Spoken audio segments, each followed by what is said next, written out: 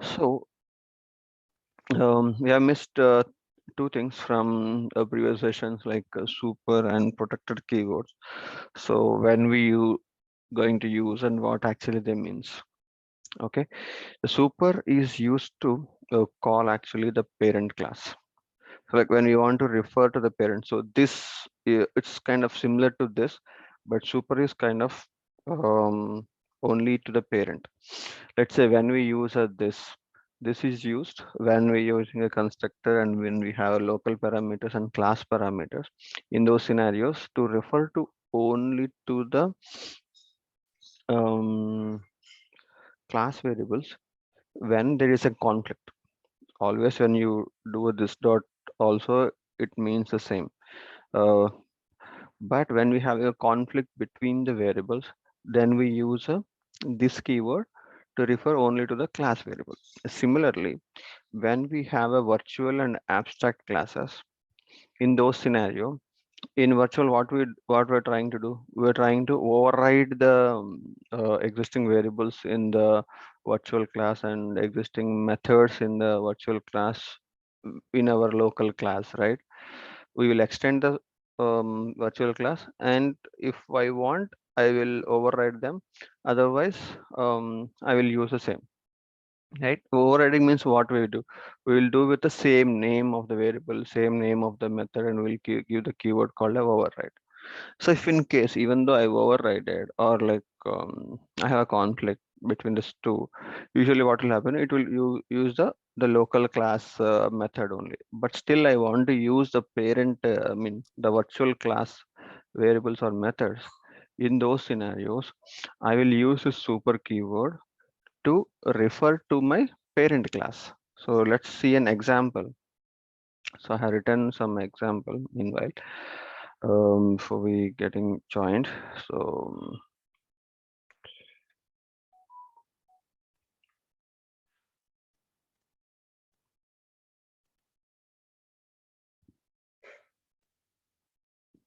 So this is my super class where I'm having like naming, right? We have a salutation, first name, last name, nickname, and alias name.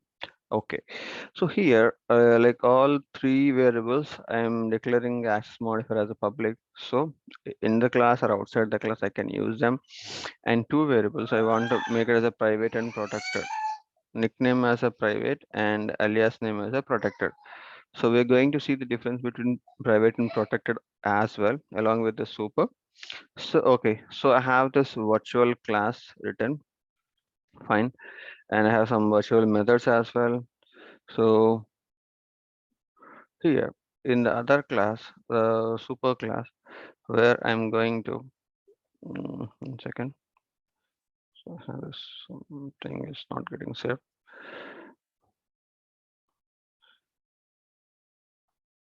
In my subclass, I'm going to extend this super class, and here I have the print method, which is I overridden. Actually, the print name method is already there in my super class. Where is that? You see, there is a method called a print name over here as well. I'm trying to print the salutation plus the last name, and here where again I'm overriding this method. What I'm trying to do was I was using the same method name by using the keyword called a super keyword dot print name, so that this method will be called, and then I will be having on top of it my own thing. So let's see if I have a variable created with this subclass and calling this print name, what will happen? So my sub C equal to new subclass, and here if I call this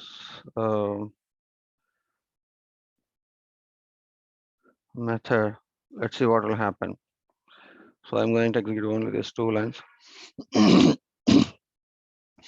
So my assumption was, so when it created this class object and call this method. First, it will call this the parent class print name. So what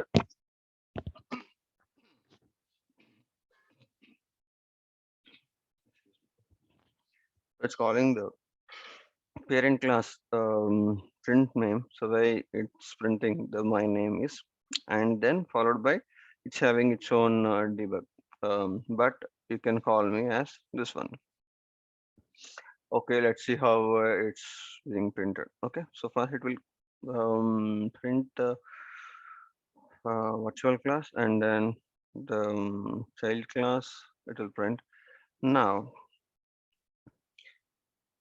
I have like here you understand like why we use the super keyword is to the next thing was what is the difference between a private and protected? Both are similar.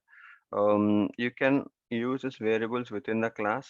You cannot access the variables from outside the class, and private is used to a default access modifier as well. That even though if you mention it private or if you don't mention it private, also it doesn't matter. Both will be same only. That's a default access modifier given by the class. Okay. Now, how the protect will be different from a private? So a private will be the private variables or like it can be used only within the class and outside the class it cannot accessible. Well, in protected also same, but they are also extends its protected feature to its subclasses or like its child classes or to which this class is being extended. In this classes also you can access this protected variables. So even though they are kind of protected variables, they cannot be accessed from outside the class because the subclasses or child classes are extending this super class or like extending this virtual class, so they can access those protected variables. So in simple terms, if you see the programming over here, so I have like this is a public variable, so I was able to access fine. So here I was able to let's say I was able to access my um, protected or not. So this is my alias name. So here I'm trying to give my alias name as a one, and then I want to give my as C. So this is what they are given, and when we're trying to see whether we can print those or not. So it's saying my alias name. So even though if I um, refer super or not, why? Because I don't have any duplicates in this class. Even though if you mention it super or not mention also, it doesn't matter and it is not a function. So just you can give like a name. You can give the super keyword, or if you don't have a super keyword also, it's okay with super. And then so because they are protected variables, so it is fine. If I am trying to access this private variable, that is my nickname, from even from the um,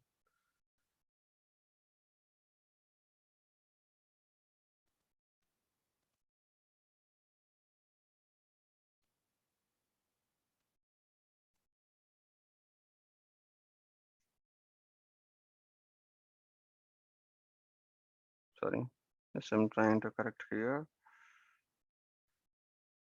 and here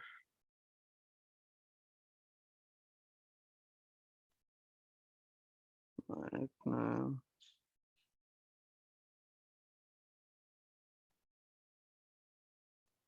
So I want to just make sure I'm not giving any typo. Okay.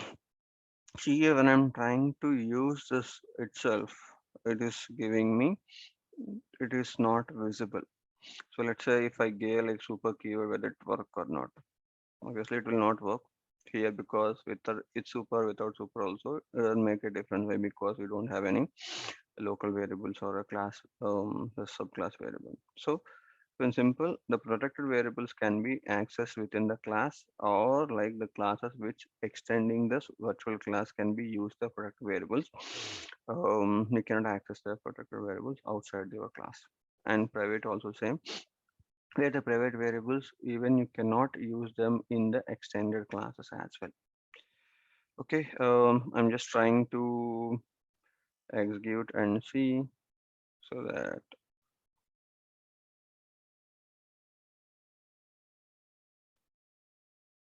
so with super or without super, both will result the same. Okay, and hope I made it clear for super and protected keywords. And now moving on to the next topics. Yeah, let's create some visual. Okay, before going to the visual force pages, I want to explain you the what is the API versions. Yeah, here in the classes you might have observed the API version of a class. So every class you can see there is a API version by default given as a latest version of Salesforce release. Like we know, right? Like Salesforce will release three releases every year: winter, summer, and spring. So three releases will happen. So from the first release itself, it started counting or like giving a numbering. So so far like we had a 53 releases happen. So whenever there is a new release happen, they will increase this version number as 53, 54, 55, like that it will go keep on increasing. And when you see the new number here, that means you had a new release available in this org, that you can understand. And when you were like loading also, you can see some kind of symbol here. You can see like that is a winter 22 symbol. So you can see some emoji over here, right? So that image is something that the logo also the Salesforce will release along with the release. For this release, this is going to be a logo. So every time you're loading, you can observe like when you're logging in or somewhere, you can observe that this logo will be changed with that means like you are in the next release, or you can know which release you are in. So this is the winter 22 release. So it's you can see the keyword like the year number like 22, and the image itself, it will be like with sweater or without sweater or it's having some fog and all. By seeing that itself you can understand what it really is for spring, winter, or summer. Okay, now we are in a summer 22. That is the naming of the release, and they have a numbering for the release. That will you can see here the number. And if any case you want to like what I can say, lower the version, like we want to use a previous version for some reason, then you can switch to this to the other version, and you can save it so that the API version of the class is changed to a 50 here. Like this you can control the API version of the class. Okay, so I think hope so far we are clear. So let's see, write a class to use it as a controller for the visual force page. First of all, we see what is a visual force page is. Okay, and then we'll move on to the Apex class back. So visual force page. So if you remember what actually the visual force page is, visual force page is also a kind of HTML page, kind of, not exactly HTML, but it is a kind of HTML page where you're going to use the tags and all, which will be similar to a HTML. So let's create one page. So student information. So I'm trying to keep a VF page at the end so that it will be easy for us to understand in the when we're looking at the components. Okay, so it will give us like a blank tags like this, apex page and open tags, and this is the forward slash this of this tag is used to end this tag. So this is to open the tag, and the next one is to close the tag. Whatever you see the tags over here, like not only these two tags, there will be so many tags we are going to use in a visual force page. So there we use like directly the name of the tag is used to open the tag, and the same name with including this forward slash is used to close the tags. So now there we can so you can see the options, what are all the different tags that are available here. So in the next session we are going deep and see what are all the different section we in different tags that is used, and what are all the places that we are going to use. We can see one by one. So for now, let's say I have a tag. Now here, I want to use some attributes over here in this tag. So you see these are all attributes available in this tag. So again, this also I will explain one by one. But before explaining all, first we'll see how a visual force page looks and how we connect with an Apex class, how we'll communicate between the visual force page and class we'll see. Okay, first thing we want to link this visual force to a Apex class, or even the without having controller also we can use. First of all, we see without having any controller.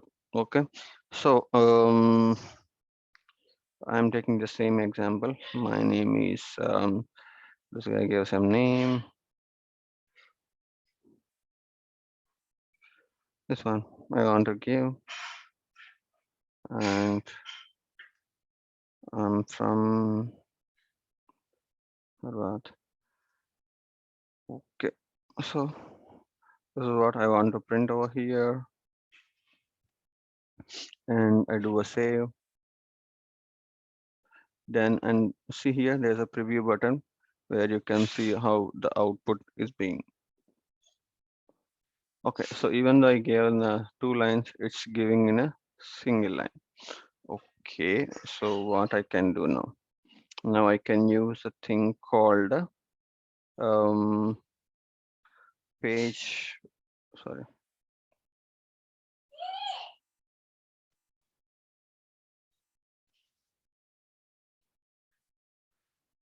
You can use thing called break. So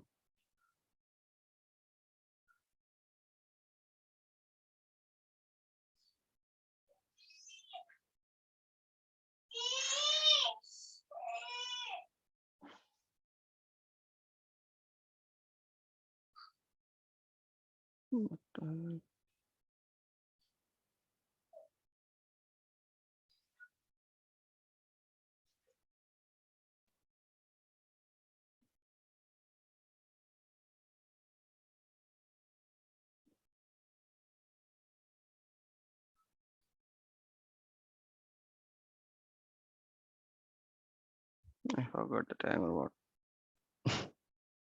Okay. Okay, and see here, it's got refresh. So it is moved to a, so this is a page break tag. So you can like give a break between the lines to give, like it's kind of a HTML tag, not nothing new to the visual force page. Even HTML also you'll be having the tag. Okay, and if you want to have a like a bold, you can use bold. So this is a tag that is used to have a bold value, and mm, I guess this is used to give italic. I remember. Let's see, not, it's not working. It's not saved. Okay. You see this change to bold and italic. So you can use a HTML tags and everything else, but it's kind of like a no use kind of a notepad only it's being. And so now I want to use something from a Apex class variable, and on click I want to do or like the changes to the stack. Like it's kind of static only, right? I want to have some interaction and having some logics to be implemented to this class. So first of all, I want to use any class, then how I can connect this Visual Force page and the Apex class. First, we'll write a class and then see how we can connect. Okay, student information, this class, student information is a class I'm going to use. Okay, and then here I want to have a public and saying